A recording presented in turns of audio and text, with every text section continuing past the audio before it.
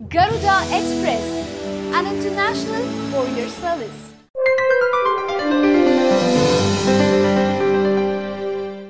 హైదరాబాద్లో ఘోర రోడ్డు ప్రమాదం జరిగింది. ఈ ప్రమాదంలో ఏపీ మంత్రి నారాయణ కుమారుడు నిషిత్ సహా అతని స్నేహితుడు రాజా రవివర్మ మరణించాడు.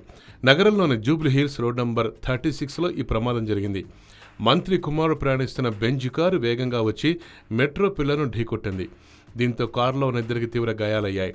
గాయపడిన ఇద్దరిని స్థానికులు అపోలో ఆసుపత్రికి తరలించారు. అయితే వారు అప్పటికే మృతి చెందినట్లు వైద్యులు తెలిపారు. నారాయణ కుమారుడు నిషిత్ ఇప్పుడు నారాయణ విద్యా సంస్థలకు డైరెక్టర్గా పనిచేస్తున్నారు.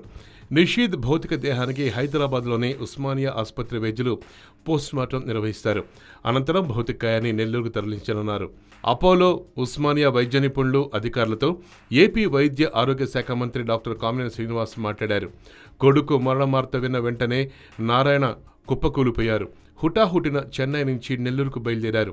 మంత్రి నారాయణ కుటుంబ సభ్యులకు విషాద సమయంలో అండగా నిలిచేందుకు ఆంధ్ర కేబినెట్ సిద్ధమైపోయింది. అటు చంద్రబాబు కూడా నారాయణతో మాట్లాడారు. నారాయణ కొడుకు మరణంతో నెల్లూరు జిల్లాలో విషాద ఛాయలు అలుముకున్నాయి.